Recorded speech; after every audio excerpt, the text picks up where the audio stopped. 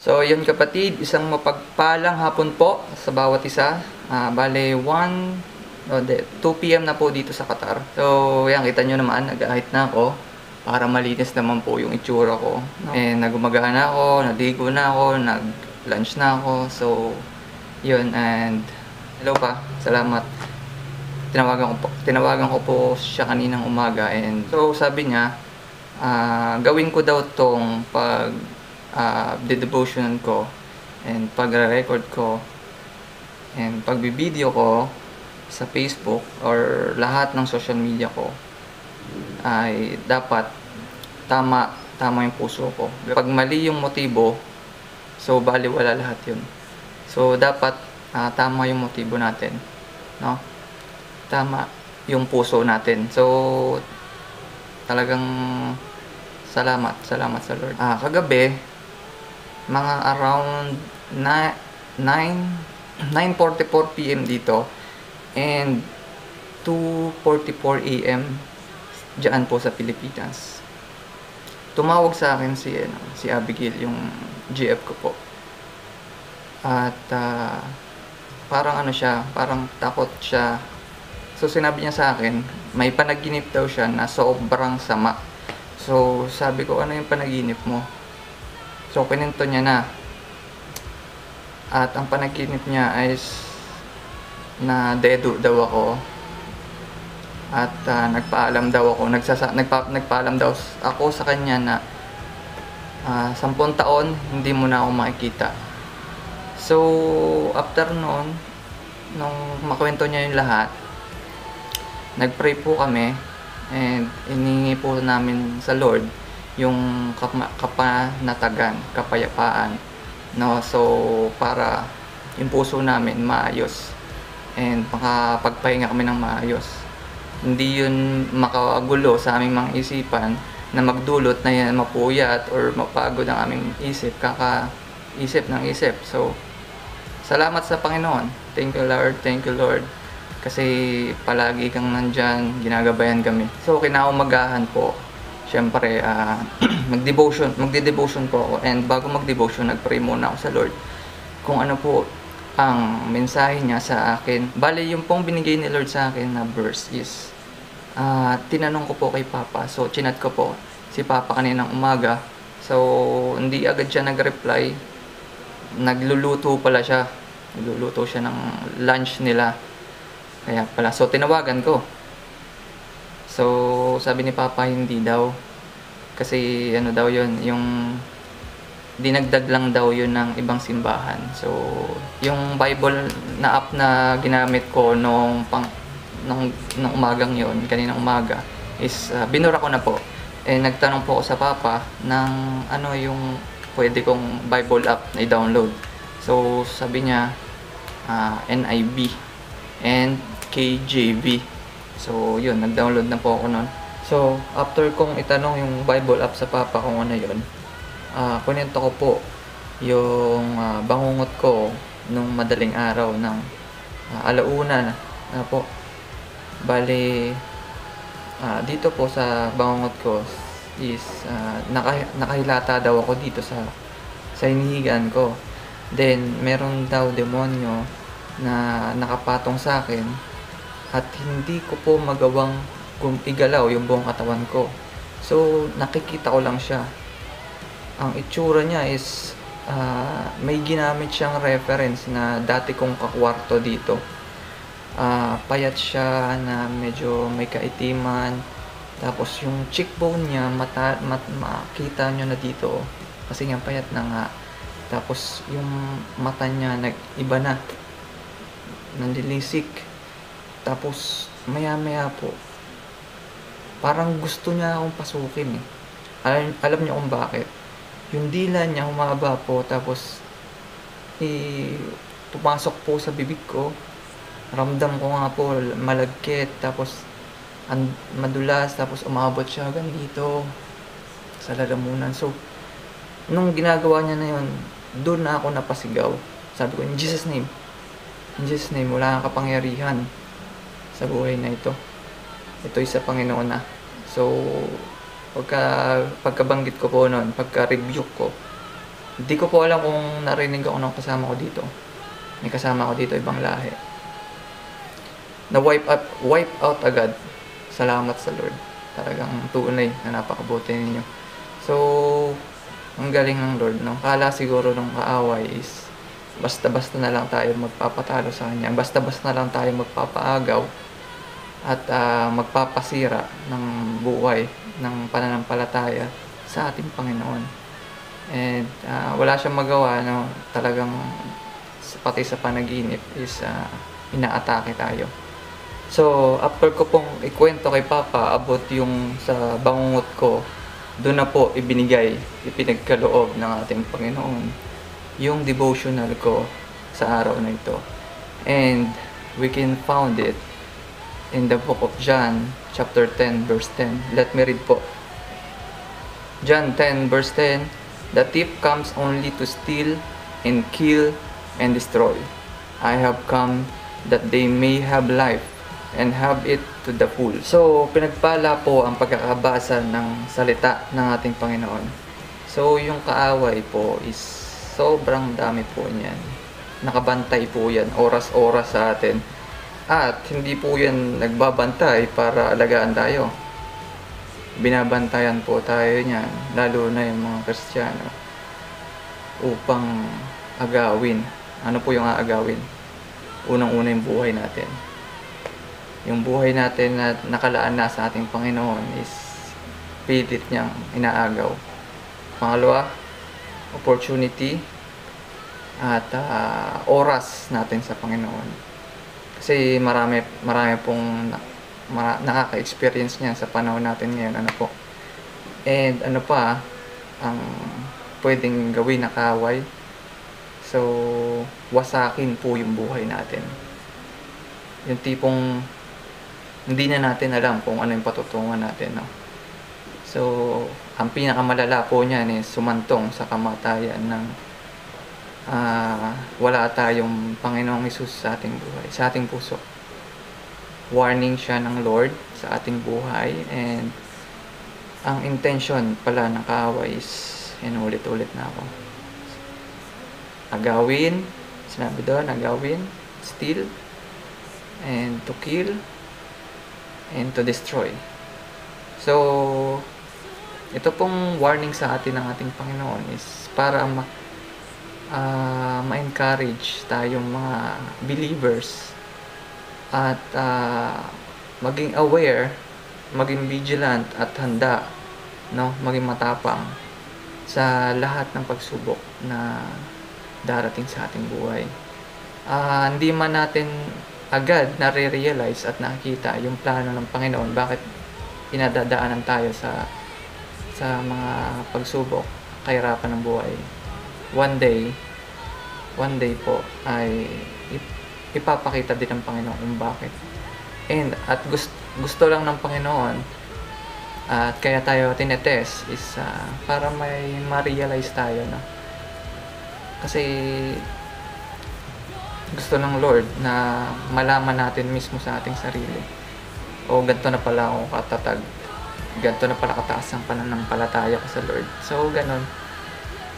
And maging handa lang tayo sa kung anumang taktika or plano ng kaaway sa atin. Sabi nga sa 2 Chronicles 20, chapter 20, verse 15, NIV, do not be afraid or discouraged because of this vast army, for the battle is not yours but God's.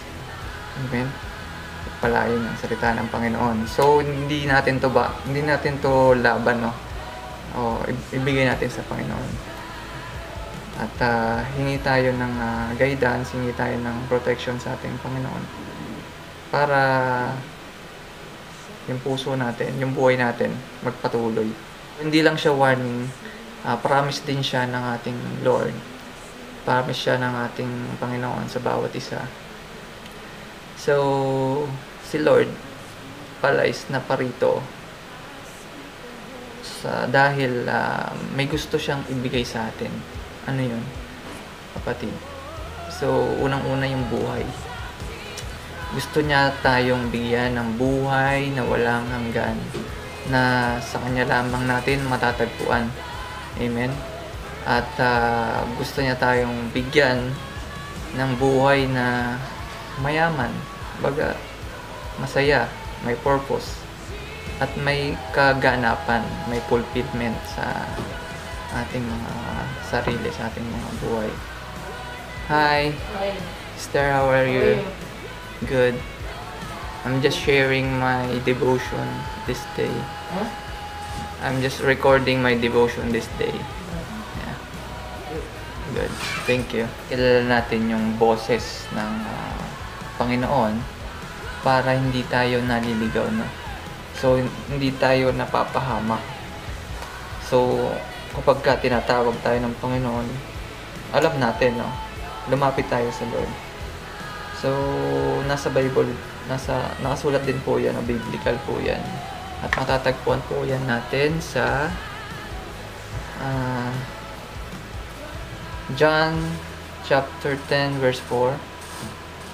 When he has brought out all his own, he goes on ahead of them, and his sheep follow him because they know his voice. Amen. So, tayo yung sheep, and our God is our shepherd. At matatagpuan natin yun sa John 10:14 NIV.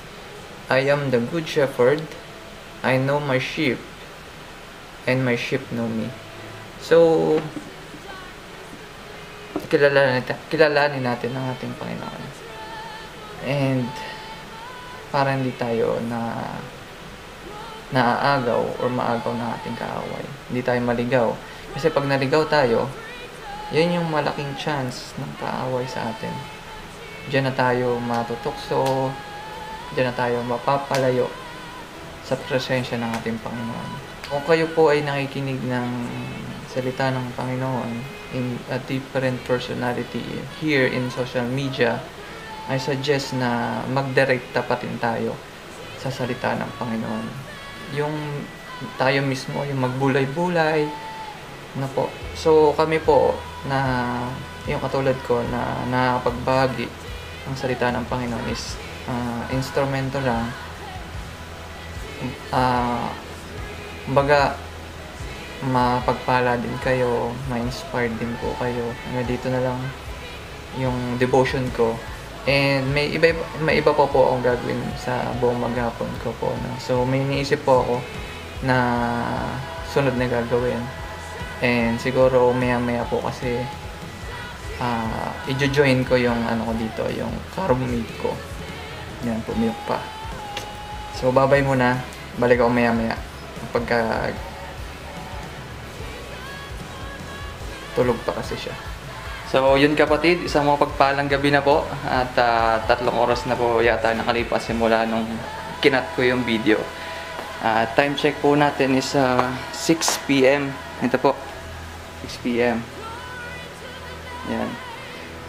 Dito sa Qatar. And may naisip po akong gawin. So, total, may kasama ako dito. At gusto ko siyang tanungin, no? Puntahan natin siya. And ito po. Hi, brother. How are you? Hi. Fine. So, it's fine for you to take a video, right? It's fine for you, right? Yeah, no problem. Okay. So, this is what is your name, brother? Biju. Biju. Yes. And your last name? Chakrapani. Biju Oh. Chakrapani. Just look at here, okay? So, how many years you're here Qatar? in Qatar? Qatar 33 years. 33 years. And how many experience do you have here? Yeah, good experience. Before I am tailoring. Entirely. Tailor. Okay. This Basically tailor. so maybe I can ask you how many company do you have? Do you get here? Two company. 2 company only. For that 33 years, Yeah. 2 company. What is the first company? Company or tailoring shop. Tailoring shop. So how many years you work there? 19 years tailoring.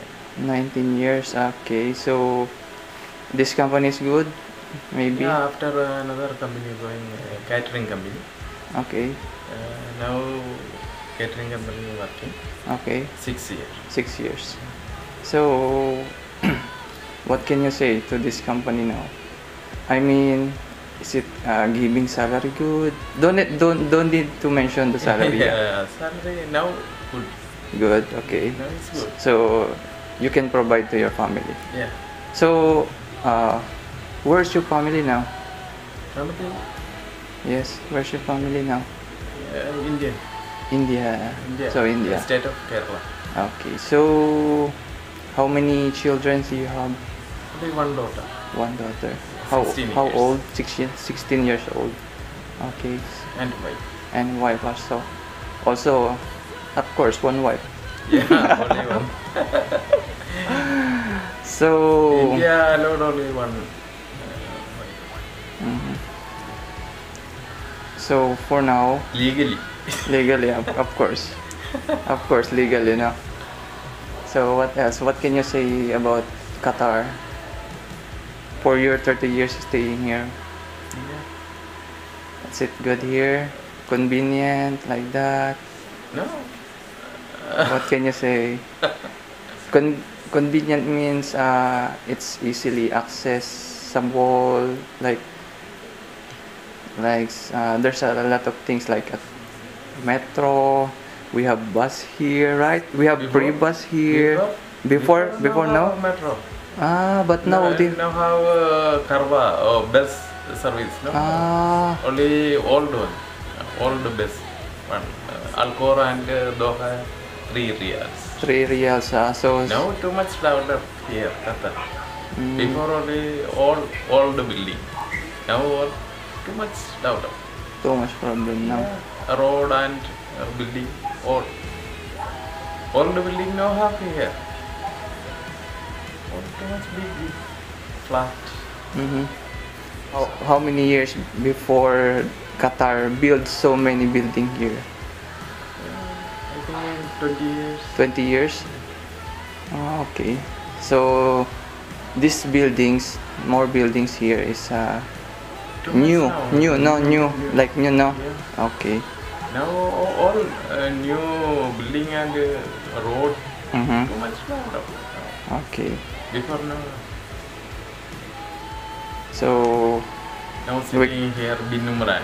mm-hmm. Binumran before here roundabout. Now all signal road.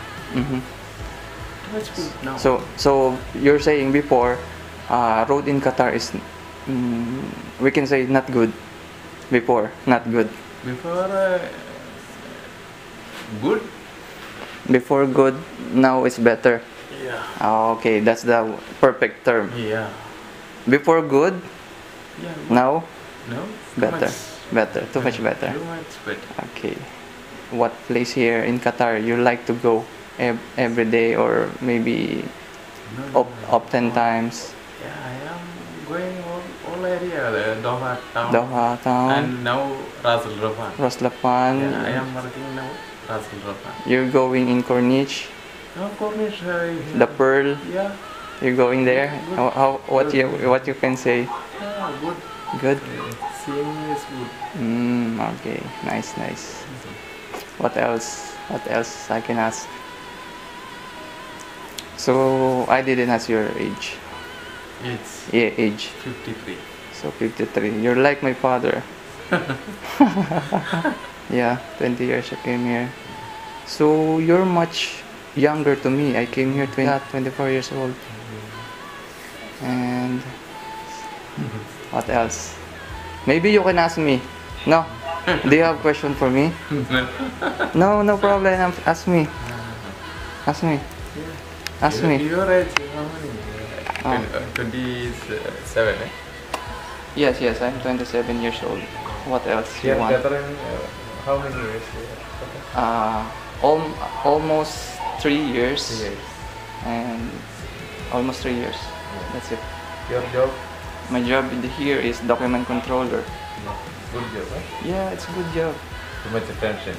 Too much tension. Yeah, engineer, project manager, head of documentations.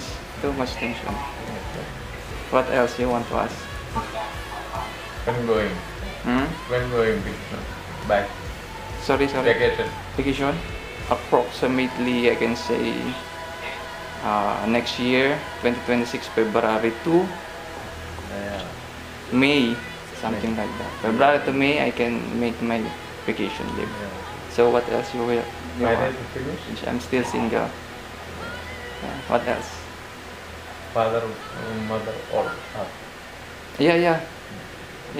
My parents is in the Philippines. They're still living. Yeah. How What many else? brothers? I have 3 brothers. That was the oldest named Jephony. The second one was Joshua, and I'm the youngest boy. Him was Joyanne, and our youngest sister was Jaira Joy. So we're total 5 children. Yeah. Okay, what else? Good. Good. What else you want to ask? Thank you. Thank you. Yeah. That's it? Yeah. Okay. Thank you very much, Mr. Bijo. Okay. Okay, thank you for time, and thank you for all your corporations. So I will upload this in YouTube. Okay? No problem. No problem? So I want you to say it, no problem. Clearly. Yeah, really. No problem. Maybe next time Okay. we can make it again, no? No problem. But different scenario, Yeah. different topic. Yeah. Okay. Thank you. Okay. Bye-bye. Bye. So, ngayon kapatid, edit ko na po ito, no? Nawa, napagpala po kayo sa araw na to, sa gabing ito. Bye-bye kapatid. God bless. I'm out.